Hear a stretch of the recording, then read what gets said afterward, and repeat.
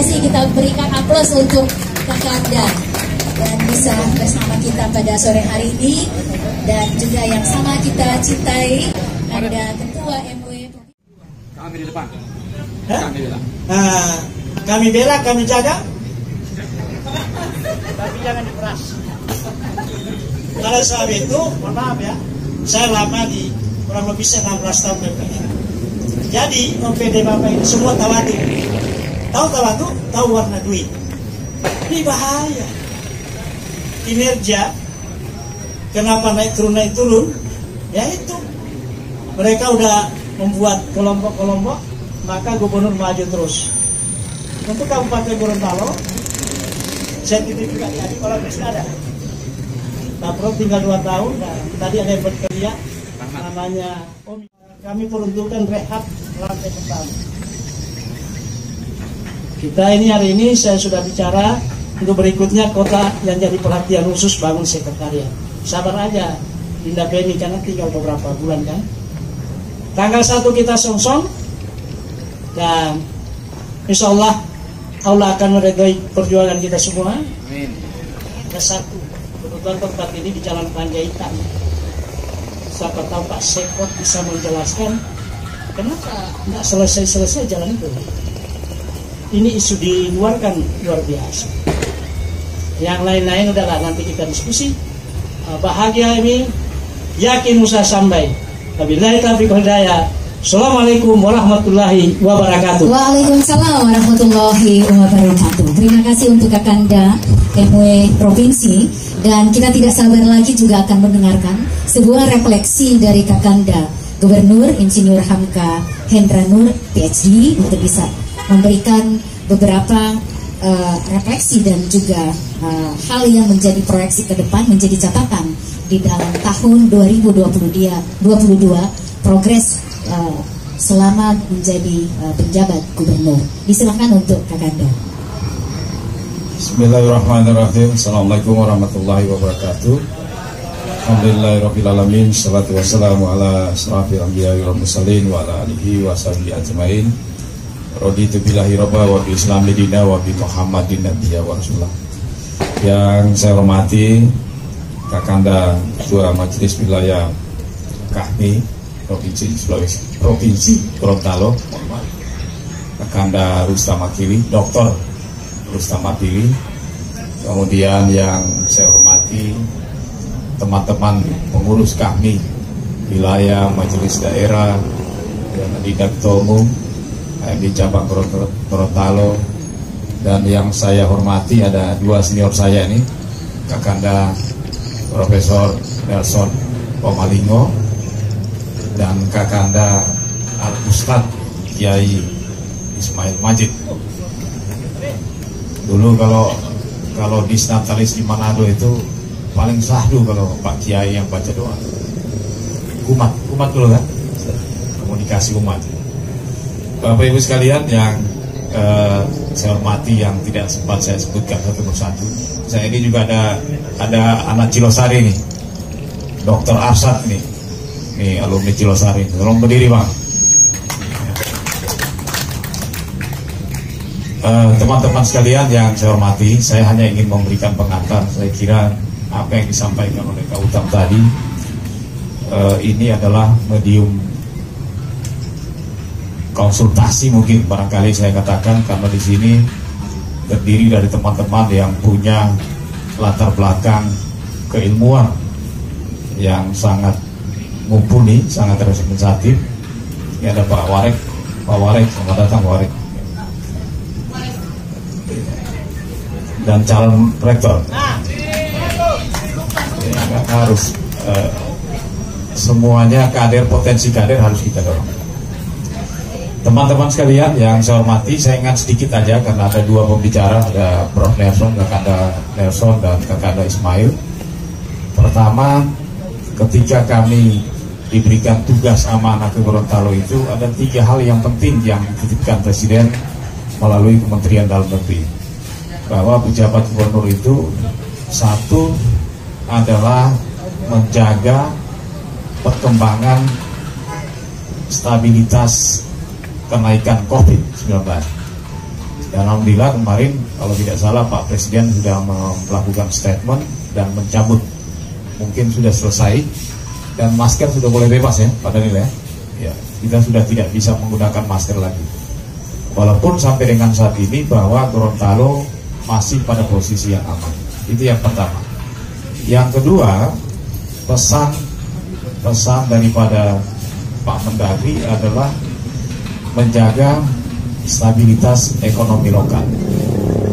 Kenapa stabilitas ekonomi lokal? Nanti akan saya sedikit kasih pengantar. Dan yang ketiga adalah menjaga dinamika perspektif politik lokal yang ada di daerah di mana kita menjabat. Bapak Ibu sekalian, pertama saya kira COVID ini adalah rentetan dari bukan cuma di Gorontalo yang mengalami, tetapi hampir seluruh dunia. Dan saya tahu memang di Gorontalo walaupun pernah terjadi stimulasi kenaikan harga stimulasi kenaikan COVID-19, tapi umumnya bisa terkendali dengan baik. Nah, yang kedua adalah stabilisasi ekonomi lokal. Bapak Ibu sekalian, saya melakukan beberapa stimulan di berbagai bidang. Antara lain untuk saya melihat begini, peta persoalan kalau kita begitu saya masuk, kalau kita memberikan bantuan tunai langsung kepada masyarakat, maka sebetulnya itu tidak akan memberikan resonansi yang begitu kuat. Kenapa? Saya panggil OPD yang bersangkutan, saya dinas sosial. Kenapa bantuan misalnya bantuan sapi itu ada satu case tapi tidak semuanya. Begitu kita berikan bantuan itu, kemudian masyarakat ternyata tidak membutuhkan bantuan tersebut, kemudian dijual digunakan untuk memenuhi kebutuhan lokal masyarakat. Oleh sebab itu saya kira yang perlu kita lakukan dalam mendorong kemajuan ekonomi itu adalah memberikan instrumen bagi masyarakat untuk bisa bekerja, memberikan instrumen bagi masyarakat untuk bisa menggerakkan ekonomi lokal.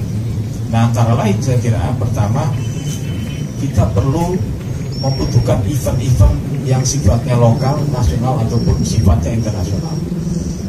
Dengan datangnya itu maka gaung misalnya okupansi hotel terisi, kemudian datangnya kegiatan-kegiatan yang sifat nasional, maka ekonomi akan bergerak ekonomi. Oleh sebab itu saya pikir ini mungkin nanti kita akan diskusi. Maka saya mencoba melakukan berbagai kegiatan. Antara lain misalnya saya melakukan kegiatan kerjasama dengan Kementerian Pemuda Olahraga adalah Pekan Kreativitas Pemuda Indonesia yang dihadiri 34 provinsi. Ini ketika kita ukur dengan kepala BPS ini sangat signifikan, karena hampir semua hotel yang ada di sini terisi semua dengan kurang lebih yang datang sekitar 800 orang. Semuanya terisi. Teman-teman bisa mengecek yang hotel yang besar maupun hotel yang kelas melati, semuanya terisi dengan baik. Kemudian mentor dan penjual-penjual yang di sekitar Taruna itu kita tidak pinggirkan mereka, tetapi kita geser tempatnya, kita tata lebih baik. Karena di seputaran Taruna itu kita buat untuk tenan-tenan untuk 34 provinsi. Dan ternyata kenaikannya sangat cukup signifikan. Data dari BPS itu sekitar 1,28% ketika ada kegiatan. Oleh sebab itu, teman-teman sekalian, maka perlu kita mendorong hal-hal yang sifatnya seperti itu. Yang kedua, saya pikir adalah perlu ada kegiatan-kegiatan, apakah kegiatan pemuda atau kegiatan yang sifatnya olahraga atau apapun itu, kegiatan yang bisa mampu mendorong ekonomi lokal. Nah, melalui kesempatan ini saya menggagas bersama teman-teman dengan Prof. Nelson juga soal kegiatan yang sifatnya internasional. Misalnya kegiatan ini football. Ini kita kerjasama dengan dan alhamdulillah terima kasih Prof.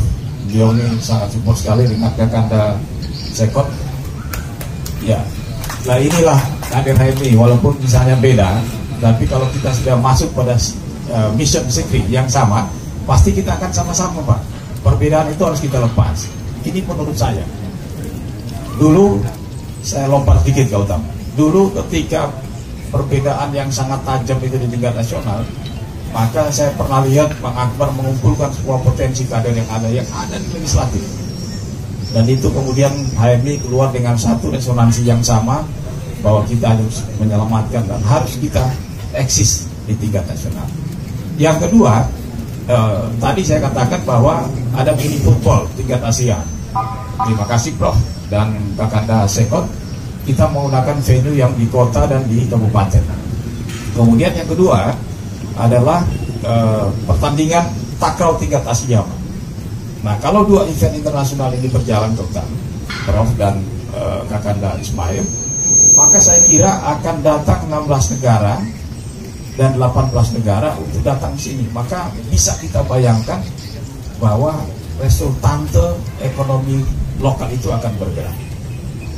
Kemudian saya juga melihat bahwa potensi perguruan tinggi ini bukan saja diminati oleh orang Gorontalo, tetapi sekarang Gorontalo menjadi minat para pelajar-pelajar di luarnya. Terima kasih, ini mantan rektor nih, Prof. Nelson. Saya pernah, Prof, satu kali MOU kerjasama di bidang pertanian dengan Unsra. Saya ketemu dengan rektor yang perempuan itu, Prof. Beliau mengatakan, Kalim, pahamkah sekarang di Sulawesi Utara terjadi penurunan kecenderungan orang Gorontalo untuk berkuliah ke Unsra. Dan yang kedua, terjadi kecenderungan orang luar kota untuk melanjutkan pendidikan di Gorontalo. Apakah itu di UNG atau di universitas swasta yang lain yang ada di sini. Dan ternyata nanti ini bisa dielaborasi oleh Pak Warek. Ternyata indeks IPM atau perguruan tinggi ya, Pak Warek ya. Sekarang UNG itu di atas Unsra, Pak. Jadi kita kalah nih kalian. Prof, kalah ini kita. Wais. Jadi Unsra ini sekarang di bawah daripada UNG. Kita harus memberikan apresiasi. Oleh sebab itu sekarang Bapak Ibu sekalian, UNG itu sangat diminati oleh orang luar daerah. Dan kalau orang luar daerah asumsi saja 10.000 dan dalam sebulan dia mengeluarkan 1 juta, maka ada sekitar 10 miliar Pak uang yang akan berputar sini. Dan potensi kita yang harus kita bisa rawat itu adalah Sulawesi Tengah. Oleh sebab itu saya kemudian kali membuka kerjasama kapal cepat. Saya mengurus hanya ada waktu 1 minggu untuk memberikan kesempatan pada pihak pengusaha untuk membuka Gorontalo Pagimanan. Berangkat pagi, sore sudah tiba. Nah, ini kenapa harus kita buka akses seperti ini, sehingga ekonomi itu terus berputar, Pak. Ekonomi terus berputar. Kalau ekonomi terus berputar, maka kemiskinan itu mulai, saya catat kita bergerak sekarang. Kemiskinan sekitar 0,98 sekarang kita bergerak maju. Jadi ada perubahan sebetulnya dalam 7 bulan ini. Kemudian saya melihat potensi pertanian dan perikanan kita sangat mumpuni untuk kita dorong. Saya, Prof, sekarang kurang lebih hampir 50 miliar saya dorong untuk kita ekstensifikasi alat-alat pertanian kita. Sekarang modern kita sekarang. Bisa dicek di bidang pertanian. Sekarang pasca panen kali kita tidak perlu petani kita untuk memukul-mukul kalau dipanen, Pak. Sekarang kita punya alat sekarang. Dan kita letakkan di Dinas Pertanian di Alcintan, bisa dipinjam, ada 34 alat. Jadi kalau panen itu, Bro, dia jalan mesin itu, traktor itu, kemudian langsung menghasilkan padi. Dia akan efisien sekitar 20% tenaga kerja dan produksinya sekitar 20%. Kemudian traktor untuk membajak kita sudah lebih modern kan. Nah, itu yang kira-kira yang kita lakukan. Kemudian di aspek menjaga tingkat inflasi, ini berkaitan dengan ekonomi. Menjaga tingkat inflasi, saya kebetulan kita pengelolaan keuangan terbaik, Pak. Kita mendapat penghargaan dan 2 kali pemerintah pusat melalui Kementerian Keuangan memberikan apresiasi keuangan. Pertama itu 26 miliar, yang kedua itu 34 miliar, dan itu kita gunakan untuk mempersiapkan semua kebutuhan perikanan dan pertanian. Di perikanan kita mau kapal GT itu sekitar 6 kapal GT itu yang 5 GT ya, 5 GT 6 BJ. Kemudian Kautam, kita melihat potensi penjual ikan yang tadinya bersepeda, sekarang kita kasih cool box dengan motor sekitar hampir 36 biji, Pak. Kita berikan mereka ini. Supaya apa? Karena ini ekonomi supaya bisa bergerak. Dan kami melakukan pasar murah, Prof, sekitar 28 titik. Dan di kabupaten paling banyak, 6 titik. Kurang lebih anggaran DID itu kita gelontorkan ke situ kurang lebih hampir 8 miliar. 7,6 miliar. Dan inilah yang menjaga tingkat inflasi Gorontalo terbaik, 10 terbaik di Indonesia. Karena ini kita lakukan. Omi harus dengar ini biar. Jangan teriak Prof ini gue kasih mata sedikit. Dan ini tingkat inflasi kita terjaga, Pak. Alhamdulillah terjaga, Omi, sudah terjaga. Ini tidak terkait dengan batu hitam ya. Ya, menambahnya dia. Nah, oleh sebab itu Kakanda Yunda sekalian, inilah yang kira-kira yang kami lakukan. Kemudian untuk stabilitasi politik, kami adalah pemerintah yang pertama di seluruh Indonesia yang pertama menganggarkan untuk anggaran KPU dan Bawaslu. Paling pertama sebesar 200 miliar. Jadi 2023 itu 100 miliar, kemudian 2024 100 miliar. Kemudian diikuti oleh Kakanda Prof di kabupaten kota. Kalau ini berlangsung dengan baik, maka kami yang paling pertama. Kemudian penetapan APBD sebetulnya Kautam, kita provinsi nomor 2 tercepat setelah Sumatera Utara. Itu mendapat apresiasi dari Kementerian Dalam Negeri. Ya, saya kira ini Omi harus dicatat ini. Nah, kawan ada nih kawan. Ya, aman. Oleh sebab itu, Kakanda Yuda sekalian, saya kira memang kekurangan kami soal memberikan komunikasi dalam media yang memang agak kurang. Saya nggak tahu apa karena kecepatan saya bergerak atau kelambatan teman-teman yang untuk mengadopsi apa yang kita kerjakan. Oleh sebab itu asesmen, dan kami asesmen adalah provinsi pertama yang secara besar-besaran melakukan asesmen dan melakukan talent pool pertama. 599 eselon 34 dan 34 eselon 2. Jadi kurang lebih ada 600 sekian. Dan kami yang terbesar, dan itu diakui oleh KSN. Jadi kalau misalnya Omi eselon 2 di Gorontalo kemudian mau ikut bidding di Kementerian Pemuda dan Olahraga, tidak perlu tes karena hasilnya sudah ada talent pool. Atau Rahmat mau pindah ke Rahmat Muhammad mau pindah ke Kementerian Pemuda Olahraga, dia sudah punya talent pool di situ. Kira-kira seperti itu. Oleh sebab itu teman-teman sekalian, melalui kesempatan ini inilah yang bisa sebagai kader, inilah yang bisa kami sampaikan kepada Kakanda Kautam sebagai Ketua Majelis Wilayah dan Adida Ketua Umum HMI Cabang Gorontalo.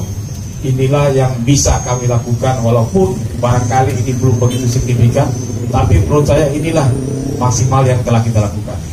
Yang terakhir, barangkali ini kenapa asesmen ini penting kita lakukan? Ada yang bisa menjawab nggak? Kalau kita melakukan asesmen, maka keuntungan adalah akan muncul kader-kader hijau hitam yang terbaik, Pak. Ada yang bisa bantah nggak? Nggak ada. Jelas dia itu. Ya, ada yang bisa bantah nggak? Ada yang bisa bantah, Pak. Karena selama ini apa yang dilakukan oleh Prof, apa yang dilakukan oleh Kakanda Setko, saya kira cara yang paling baik dan cara yang paling mudah kita melakukan itu adalah dengan asesmen. Karena di situ adalah profesionalisme, kualitas akan muncul, dan kapasitas intelektual akan muncul.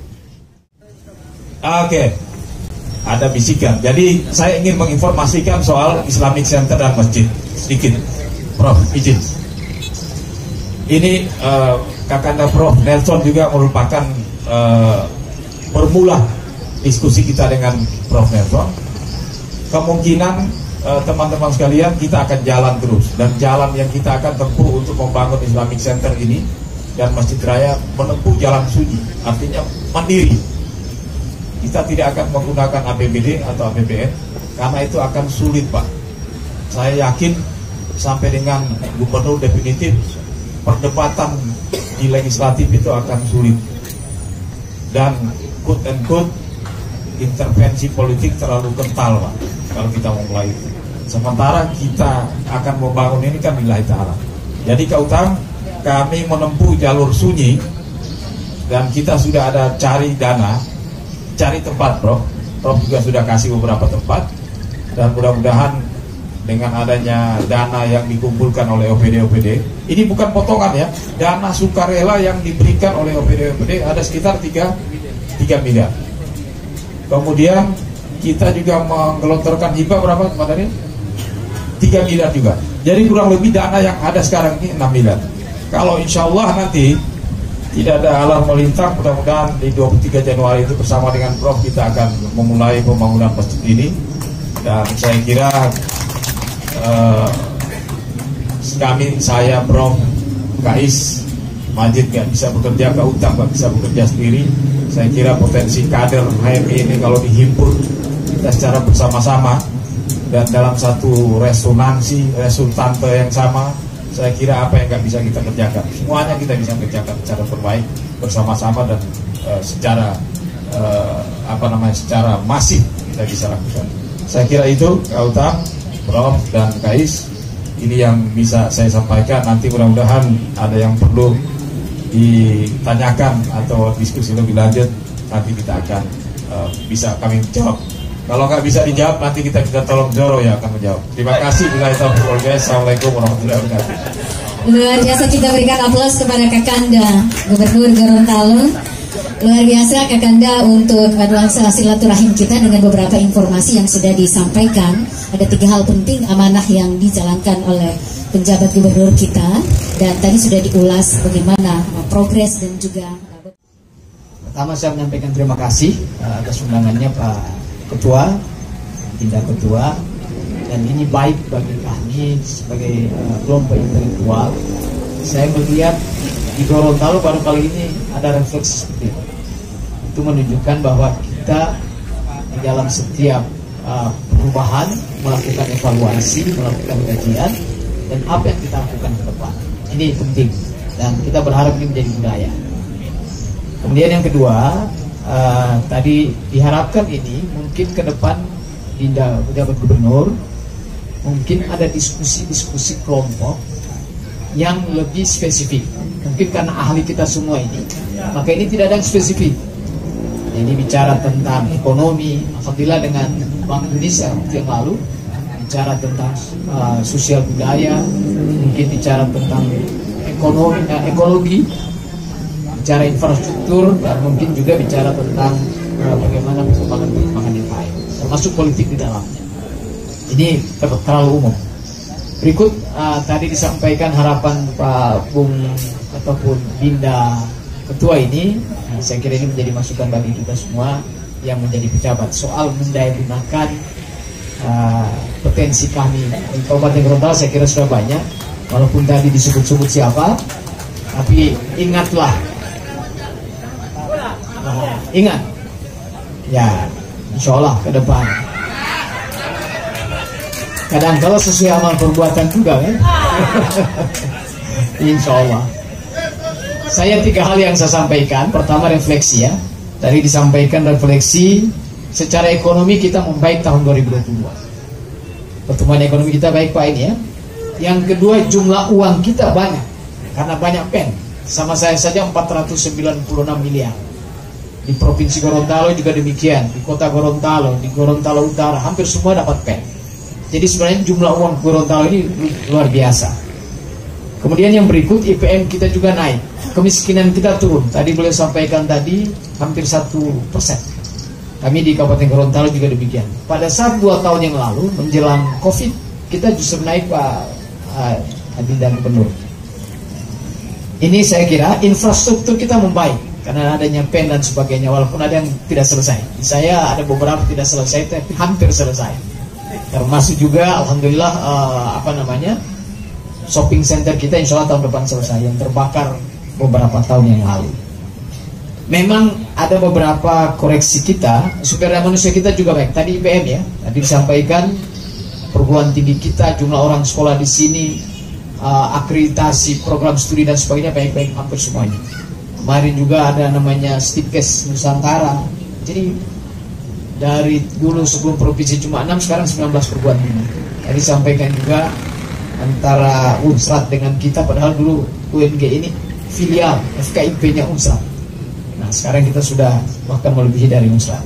Saya kira ini luar biasa. Cuma memang ada beberapa yang menjadi problem kita sebagai koreksi. Pertama, PDRB kita itu terendah. Saya kira kalau kita membandingkan, mengevaluasi itu kan antar kita atau kita melihat keluar. Jadi kalau antar kita mungkin kita jadi baik karena ada proyeksi yang baik. Tapi pada saat dibandingkan dengan orang lain, kita terlambat. Nah ini Pak PR3 saya kira mantan dekan ini luar biasa. Kemudian yang berikut juga bencana alam kita ini yang perlu dilihat juga, karena di beberapa wilayah ini menjadi koreksi bagi kita sekalian. PAD kita juga masih rendah, jadi kemandirian kita masih di bawah. Padahal Gorontalo ini kan sudah 22 tahun. Ini mungkin perlu kita dorong dengan baik. Ini beberapa koreksi, termasuk tadi adalah kaitannya dengan di bidang kesehatan kita baik, karena sekarang rumah sakit kita ada yang baru ya, masuk Ainun, kita juga Bayangkara sudah ada. Kami di Kabupaten Gorontalo, Belihuto, dan di Kota Gorontalo saya kira tumbuh berbagai rumah sakit swasta. Nah sekarang bagaimana proyeksi? Karena 3, refleksi, koreksi, dan proyeksi. Nah proyeksi ke depan, saya melihat ekonomi kita pasti akan baik. Walaupun di tingkat nasional mengatakan karena adanya krisis global, perang dan sebagainya itu akan, tetapi secara lokal saya punya proyeksi ini baik. Nah, nanti kita bandingkan dengan ahli ekonomi, karena saya melihat pertama ekonomi kita didominasi oleh pertanian, dan pertanian di Gorontalo saya kira baik. Kemudian yang berikut juga karena penduduk kita sedikit, maka pasti insya Allah sisi ekonominya kita lebih baik. Kemudian yang berikut, ke depan mungkin kita harus merancang bank khusus Gorontalo. Karena kalau kita lihat dari segi jumlah, hari ini seluruh bank itu kita 6,23 triliun. Sehingga mungkin ini menjadi modal kita, termasuk modal kita di BGS ya, BSG. Ini sebenarnya sudah besar. Nah, dalam rangka mendorong kemandirian, mungkin perbankan ini perlu diberi ruang yang baik. Berikut proyeksi ke depan juga SDM kita saya kira akan lebih baik ya, karena saya beri contoh saja di kami pemerintah daerah Kabupaten Gorontalo tahun ini kurang lebih 15 orang dokter yang lahir. Ini luar biasa. Nah, Pak Bung Rahmat belum masuk ini karena dia nggak mau sekolah kelihatannya. Kemudian yang berikut, ke depan lingkungan ini itu kurang akan baik karena perubahan iklim dan seterusnya. Dan infrastruktur kita seperti tadi saya lewat Talumeli, Tedulamaya Barat dan sebagainya, itu dari sisi positif ekonomi bagus, tapi memberi ruang juga kerusakan lingkungan. Karena itu pengendalian lingkungan sangat penting. Kemudian yang berikut, proyeksi ke depan juga politik akan memanas. Saya kira akan seiring juga dengan 2024 nanti. Kita bergembira hari ini di kami ini bervariasi tapi cair semuanya. Nah, yang terakhir mungkin beberapa harapan kita agar supaya perkembangan yang baik. Pertama, data ini Pak Jabat Gubernur perlu dikolaborasikan yang baik. Karena kita harus didasarkan pada data. Kemudian yang kedua, kolaborasi antara kita daerah. Mungkin ini perlu disatukan oleh Jabat Gubernur. Bagaimana dengan kota, dengan kabupaten dan seterusnya. Kadang-kadang kita bangga dengan kerjasama luar negeri, kerjasama dengan Jawa dan sebagainya. Tapi di sisi lain kita sendiri mungkin perlu ada penyatuan di antara kita. Kemudian yang ketiga, ke depan lebih kepada produksi Pak. Gorontalo ini kalau kita berdagang kan susah karena jumlah penduduknya sedikit. Bagaimana produksi di sini dibawa ke luar, dan itu harus sudah mengarah ke industrialisasi. Kita punya jagung tapi dalam bentuk yang kita kirim jagung pipilan. Padahal ini potensi besar yang perlu kita dorong. Kemudian yang keempat adalah, saya senang juga tadi sampaikan, memikirkan pemasaran, Pak. Jadi tidak hanya memproduksi, tapi pasarnya bagaimana. Tadi beliau sampaikan bagaimana dengan kapal dan sebagainya, sehingga pelabuhan dan seterusnya. Berikut juga bagaimana memperbanyak orang datang. Bukan memperbanyak jumlah penduduk Gorontalo, tapi orang datang, sehingga orang datang itulah yang akan belanja di sini. Tadi beliau sampaikan adalah beberapa event yang perlu dilakukan oleh kita sekalian. Mungkin saya kira itu yang saya sampaikan sekilas, karena ini sudah 10 menit. Tentang Masjid Raya, alhamdulillah kita sudah gagas bersama, dan mudah-mudahan 3 Januari mudah-mudahan kita sudah letakkan. Pada minggu depan kita berharap keputusan lokasi yang penting sekali. Tetapi kita berharap juga tidak sekedar dari ASN, dari masyarakat, tapi dimungkinkan untuk APBD Pak Gubernur Kabupaten Kota. Sama dengan dulu kita membangun SPN ya. Nah, ini mungkin boleh juga kita lakukan bersama, apalagi ini masjid, Pak. Ini ikon, ini lambang, ini wajah kita semua yang terkait dengan Masjid Raya kita. Saya kira itu saja, dan insya Allah karena banyak sekali para ahli di sini pasti akan menyampaikan beberapa refleksi, koreksi maupun proyeksi yang menjadi masukan bagi kami sebagai pemangku pengambil kebijakan di daerah, baik di provinsi maupun kabupaten kota. Terima kasih. Assalamualaikum warahmatullahi wabarakatuh. Waalaikumsalam warahmatullahi wabarakatuh. Terima kasih Kakanda Prof. Dan kita akan lanjutkan ya dengan waktu yang ada. Silahkan untuk Kanda Ismail Majid untuk Kota Gorontalo. Kita akan dengarkan bersama, dan setelah itu kita akan memberikan refleksi bersama. Assalamualaikum warahmatullahi wabarakatuh. Alhamdulillah, bersyukur mari kita panjatkan kehadirat Allah Subhanahu wa taala atas izinnya sehingga sore hari ini kita masih bisa berkumpul di tempat ini. Kami hormati. Susah juga mau bilang Pak Gubernur Dinda ini secara etika tidak boleh, Pak. Ya. Oh, karena kami makanya Dinda Gubernur. Mohon maaf Pak Gubernur. Ya.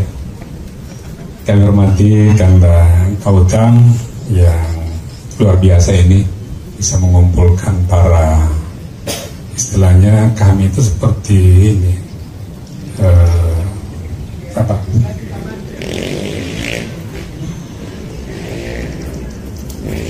jadi biasanya memang di kami ini macam-macam, ada orang yang luar biasa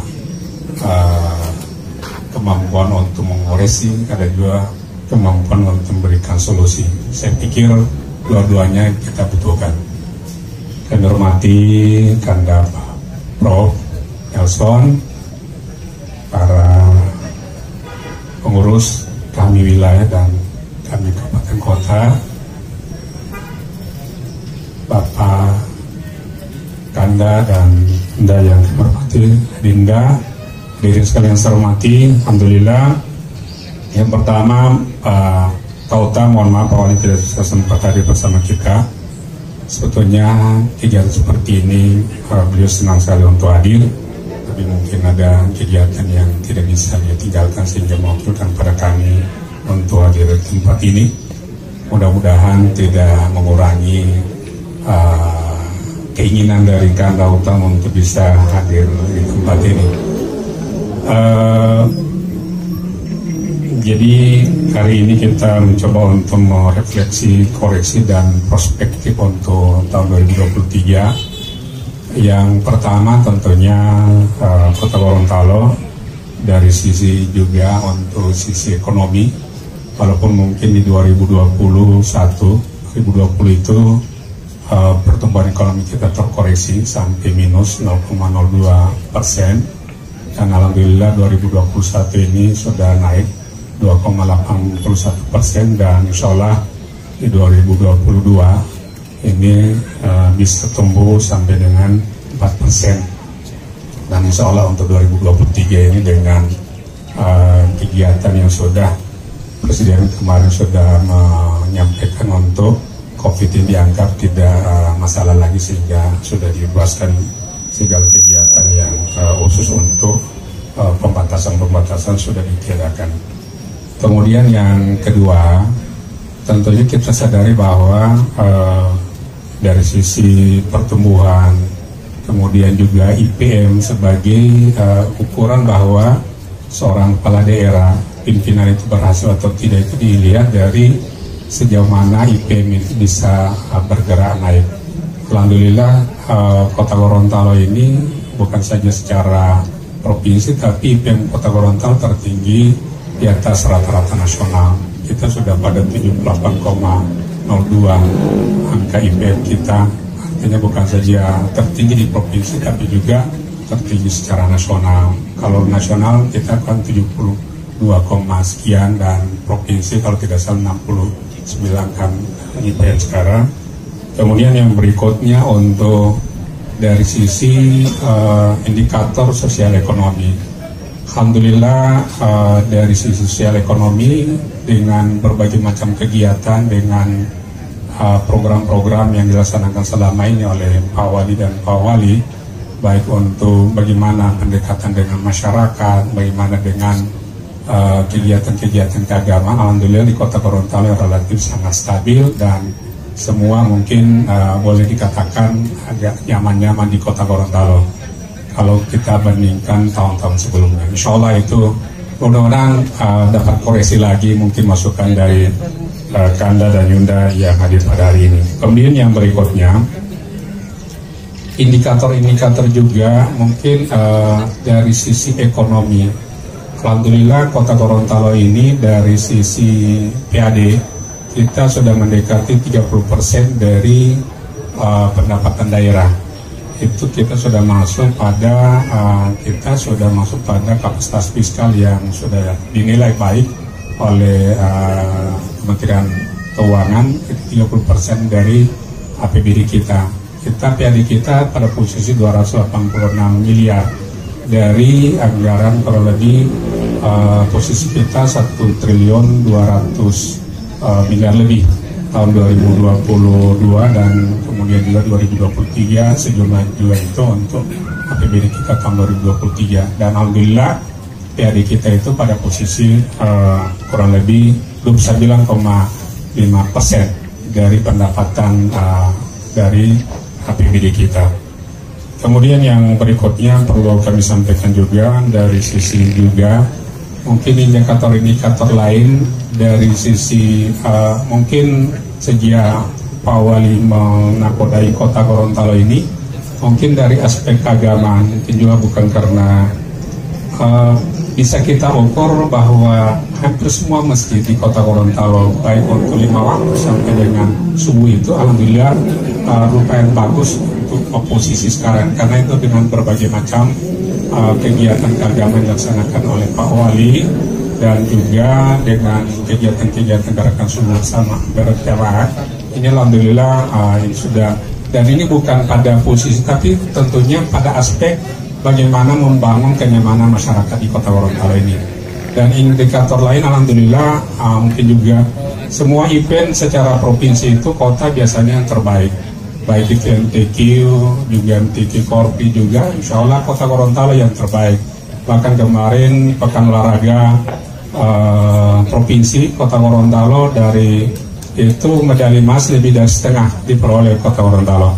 Ini juga supporting, artinya bahwa Pak Wali ini sudah bekerja luar biasa. Tapi memang masih ada sisi-sisi yang dilihat memang itu perlu harus diberikan masukan seperti yang kau sampaikan tadi. Kemudian yang berikutnya dari sisi koreksi, memang dari persoalan infrastruktur sebagaimana juga memang Kota Gorontalo di 2022 ini kita mendapatkan anggaran PEN 294 miliar, dan infrastruktur sebagian itu terbanyak sebetulnya untuk peningkatan di bidang SPAM itu kurang lebih ada 107 miliar. Kemudian untuk peningkatan infrastruktur jalan, termasuk jalan yang di depan ini, yang alhamdulillah walaupun itu tetap dilaksanakan walaupun dilihat progresnya tidak sebagaimana kita harapkan. Begitu juga untuk sebagian dialokasikan untuk peningkatan sarana prasarana rumah sakit baik oleh Sabu maupun Otanahan. Itu untuk jadi dalam kegiatan PNI ini memang tadi sampaikan juga Pak Prof Nelson, memang persoalan-persoalan itu memang sangat rumit. Bukan berarti saya pikir juga yang menakodai juga termasuk juga PU ini adalah alumni bahkan dosen dari UNJ. Artinya diharapkan mungkin kondisi bicara tentang infrastruktur itu tidak semudah seperti yang kita bayangkan dulu. Tingkat kerumitannya sangat luar biasa. Kami sudah berupaya dengan semaksimal mungkin melakukan koordinasi, mengundang para yang terkait dan sebagainya. Tapi insya Allah harapan-harapan itu tetap ada secercah, artinya harapan untuk bisa kegiatan ini bisa dilaksanakan. Dan insya Allah kita masih punya waktu diberikan oleh dari SMI yang mungkin kemarin kita, karena SMI juga punya pola, punya cara untuk bagaimana mereka melihat apakah itu bisa dilanjutkan tidak. Kita punya ruang untuk itu sampai dengan 2023 diberi ruang untuk itu. Jadi ini hal yang memang menjadi ganjalan yang selama ini jadi hal yang mungkin ke depan menjadi tantangan kita untuk menyelesaikan itu. Kemudian yang berikutnya tentunya dari persoalan-persoalan sumber daya manusia, alhamdulillah untuk Kota Gorontalo ini ya mungkin dari sisi SDM, pendidikan, kualifikasi dan sebagainya, insya Allah ini cukup baik. Bahkan yang jadi persoalannya hampir seluruh orang ini mau pindah di kota, Pak, mau dari Kabupaten Gorontalo. Bayangkan Kabupaten Gorontalo cuma dekat, begitu juga Kabupaten Gorontalo Utara dan Bonebolango maunya pindah di kota. Apakah karena di kota lebih nyaman atau dan sebenarnya saya kurang tahu juga. Tapi hampir tiap hari itu pasti ada permohonan orang datang di kota, sehingga persoalan SDM untuk aparatur itu kita tidak persoalan. Bahkan kita sebagian kita tolak. Kemudian untuk perspektif ke depan, alhamdulillah mungkin karena kota ini sebagai tujuan, apapun yang dilakukan oleh kabupaten, pembenahan infrastruktur pariwisata, kemudian lain-lain pasti ngumpulnya di kota. Ini yang hadir di sini sebagian besar juga bukan tinggal di kota, tapi sebagian di daerah lain. Tapi misalnya mereka ngumpul uang di kabupaten, tapi mengeluarkannya di kota. Jadi terima kasih kota melaksanakan kegiatan seperti ini. Jadi kita kelas lokal saja. Nah, kalau Pak Gubernur caranya mungkin datangkan dari luar negeri atau secara nasional. Kalaupun itu kita sudah support Pak Bu, kita support untuk anggaran kita siapkan untuk kegiatan mini football itu kita alokasikan kurang lebih ada 5 miliar, Pak. 5 miliar untuk ini football. Walaupun itu memang dari sisi perhitungannya belum cukup. Makanya saya bilang ini juga kesempatan menyampaikan ke Pak Go, ini Pak Asad juga, izin Pak Asad. Memang kemarin Pak Asad itu sedikit, tapi terima kasih Pak Asad, sedikit mencolek. Tapi kita alokasikan kurang lebih 5 miliar, berharap memang itu cuma cukup pembenahan lapangan, Pak. Untuk tribun dan sebagainya diharapkan ini mungkin alokasi dari provinsi Pak Go, sehingga kegiatan ini mungkin pada saat pelaksanaan kita sudah siap, Pak. Kita alokasikan ini, kita sudah siap di APBD 2023 ini, kita sudah siap, Pak. Jadi kalau kemarin masih dalam konsep, sekarang Pak Wali itu mensupport, karena betul kita menyadari bahwa apapun yang dilakukan oleh provinsi, apapun dilakukan oleh kabupaten lain ini, yang banyak mendapatkan manfaat itu adalah Kota Gorontalo, dan kami sadar betul itu. Sehingga Pak Wali itu bagaimana melakukan kerjasama dengan Pak Nelson, terus tahun dengan kabupaten lain untuk bagaimana supaya Kota Gorontalo bisa menjadi tujuan untuk bagaimana beraktivitas, apakah pendidikan, kesehatan, sebagainya. Bahkan bukan untuk kota, tapi tentunya kota ini bisa melayani pendidikan kesehatan dari luar baik sebagian Sulawesi Utara, Sulawesi Tengah dan sebagainya. Ya, terima kasih karena sudah dipotong oleh Dinda ini, jadi terima kasih ini karena kita butuh untuk koreksi dari sama-sama sekali. Kita berikan aplaus untuk Kakanda. Ya, jadi Kanda Sekot ini sebagai wali kota hari ini. Kita semua terkait dengan apa yang telah disampaikan, alhamdulillah wasyukurillah, kita banyak kemajuan setelah COVID kemarin membuat kita tak berdaya di tahun 2022 ini. Banyak hal yang sudah tersampaikan, baik dari sisi ekonomi, infrastruktur, SDM, dan seterusnya. Ya.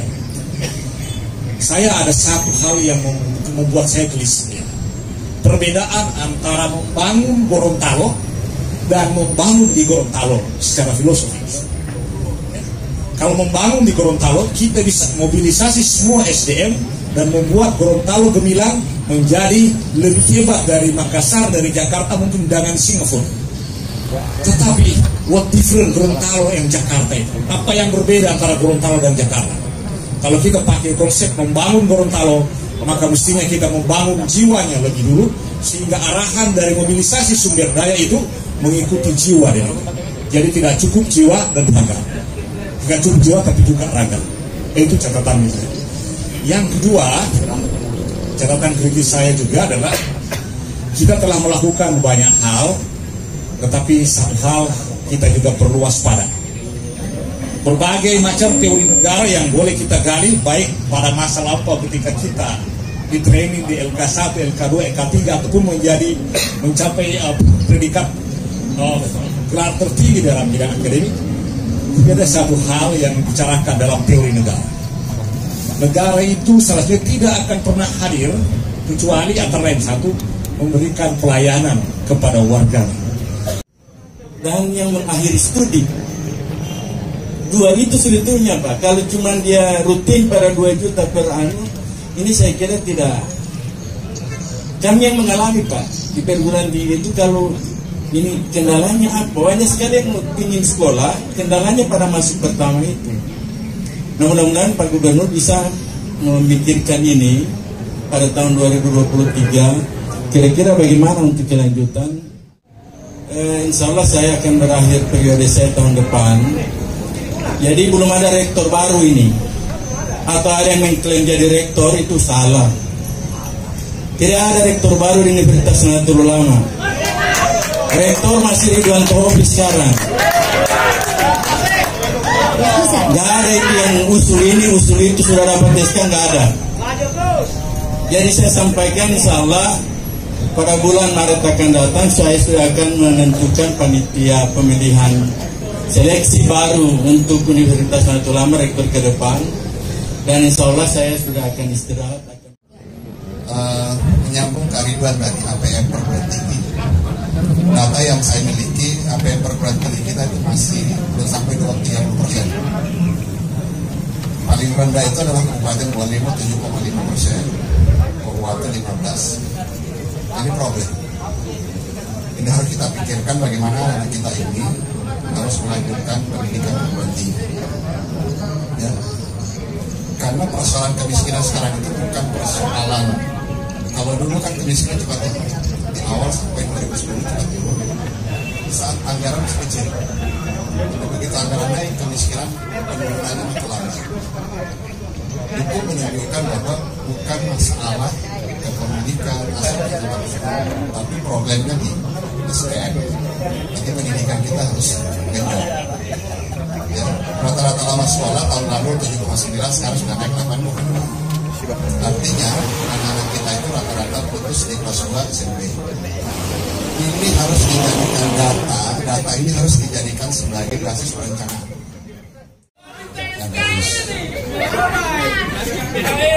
Ya, kita dengar dulu. Ya. Saya mewakili Kanda Jaya di belakang, disuruh bicara. Jangan pakai atas nama. Yang pertama, saya kritik kepada Kanda Gubernur tentang pernyataan yang menyebutkan rektor. Di sini banyak kader-kader kami yang bisa jadi rektor, ada Kak Uku. Nah, saya tim suksesnya. Yang kedua, judul dan materi kita hari ini adalah dialog akhir tahun. Artinya bukan menyampaikan program.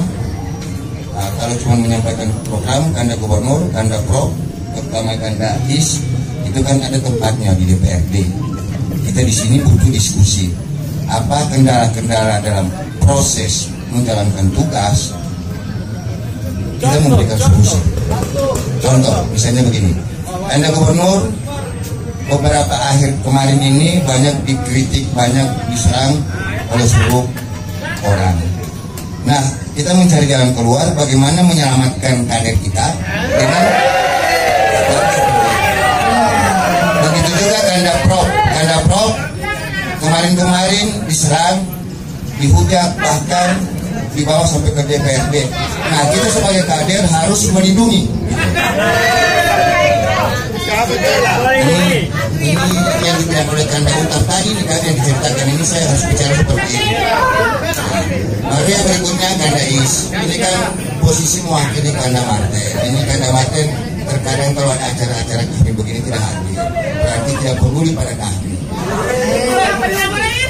Jadi ini yang seperti yang kita sampaikan. Dan yang kita butuhkan adalah komitmen kehanian, bukan menyampaikan program, menyampaikan keluhan, dan menyampaikan bahwa ini ada anggaran-anggaran yang sudah keluar, bahwa pembangunan sudah berhasil. Yang kita butuhkan di sini adalah dialog akhir tahun antara kami dengan kami gitu. Jadi kita butuh komitmen kehadiran, bukan karena misalnya Kanda Gubernur sudah membantu kami Geraha 250 juta bahwa kita harus mendukung full gitu loh. Bukan karena Kanda Prov menyediakan tanah untuk lahan kami di Kabupaten Gorontalo, apalagi Kanda IS yang sampai dengan saat ini Ketua MD sering mengeluh tidak pernah dapat bantuan tanah atau kan cuma janji kan, dan janjinya dari Kanda Marten kan yang selama ini tidak pernah terrealisasi. Saya masih ingat pada saat waktu di kami di Geraha, waktu itu Kanda Marten mengatakan kita akan bantu Geraha 100 juta sampai dengan terakhir hanya Kanda Gubernur yang bantu. Oh ada. Kasih tadi sudah sampai. Ada 50 juta. Iya kan, kalimat bantuannya itu 100 juta. Yang disalurkan kan cuma 50 juta, berarti tidak sesuai dengan komitmen yang diucapkan. Dicatat, ini kami catat ya. Artinya di kami saja dia berbohong, apalagi di luar. Oke, tadi sudah ada proyeksi dan diawali dengan proyeksi dan ada beberapa refleksi dan koreksi. Terakhir, satu kata untuk dialog hari ini kira-kira seperti apa? Penutup closing statement. Hari ini saya menyatakan diri mendukung Kanda Prov menjadi gubernur. Dan saya kemarin. Tapi jangan lupa Pak Rahmat Muhammad itu sudah 2 kali terpilih tidak jadi eselon 2. Terima kasih Terima kasih kepada Salahuddin. Ada catatan pikirnya ternyata ya. Kita berikan aplaus kepada Salahuddin dan itu kita proses dari ya. Ya.